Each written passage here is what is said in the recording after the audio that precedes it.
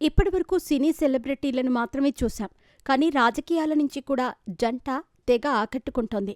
Most popular జంటగా గుర్తింపు సాధించింది.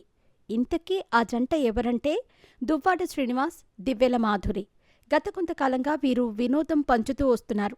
దువ్వాడ కుటుంబంలో రేగిన వివాదం చివరికి సద్దుమణిగింది. మాధురితో దువ్వాడ శ్రీనివాస్ను ఒకటి చేసింది. అప్పటినుంచి తెలుగునాట ఈ జంట పాపులర్ అయ్యింది. అయితే ఈ జంట కొత్తగా వస్త్ర వ్యాపారంలో అడుగుపెట్టినట్టు తెలుస్తోంది. హైదరాబాద్ కేంద్రంగా ఓ షాపును ప్రారంభించినట్టు సమాచారం. భారీ పెట్టుబడితో తొలుత హైదరాబాద్లో ప్రారంభించిన ఈ వ్యాపారాన్ని తెలుగు రాష్ట్రాల్లో విస్తరించేందుకు ప్లాన్ చేస్తున్నట్టు తెలుస్తోంది. గత కొంతకాలంగా మీడియా ఛానళ్లతో పాటు యూట్యూబ్ ఛానళ్లకు ఇంటర్వ్యూలు ఇస్తోంది ఈ జంట.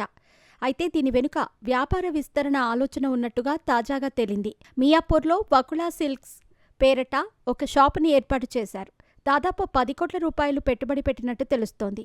అయితే తమ వ్యాపారం విశాఖ కంటే హైదరాబాద్లోనే సేఫ్ అని ఆ జంట భావించినట్టు సమాచారం. అందుకే అక్కడ షాప్ని ఏర్పాటు చేసి విజయవంతమైతే మిగతా ప్రాంతాల్లో విస్తరించాలన్నది వారి ఆలోచనగా తెలుస్తోంది.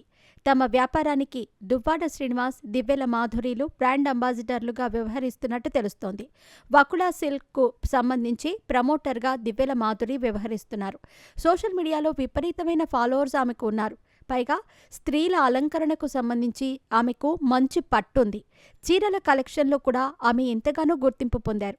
అయితే రాజకీయాల కంటే ఈ వ్యాపారంపైనే ఆ జంట ఎక్కువగా దృష్టి పెట్టనున్నట్టు సమాచారం. ఇక నుంచి రాజకీయాలకు వీలైనంత దూరంగా ఉండాలని దువ్వాడ శ్రీనివాస్ నిర్ణయం తీసుకున్నట్టు ప్రచారం సాగుతోంది. ప్రస్తుతం శాసనసభ సమావేశాలు జరుగుతున్నాయి. దువ్వాడ శ్రీనివాస్పై రాష్ట్ర వ్యాప్తంగా కేసులు నమోదైన సంగతి తెలిసిందే.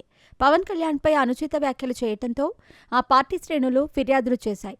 ఏ క్షణమైనా దువ్వాడ శ్రీనివాస్ అరెస్టు జరుగుతుందనే ప్రచారం నడుస్తోంది. ఈ నేపథ్యంలో ఆయన కూడా సైలెంట్ అయ్యారు. అందుకే రాజకీయాల కంటే వ్యాపారం నయమని ఒక నిర్ణయానికి వచ్చినట్టు సమాచారం. అయితే దాదాపు 10 కోట్ల రూపాయలతో పెట్టిన ఈ వ్యాపారానికి సంబంధించి పెట్టుబడి ఎవరు పెట్టారు అన్నది తెలియటం లేదు.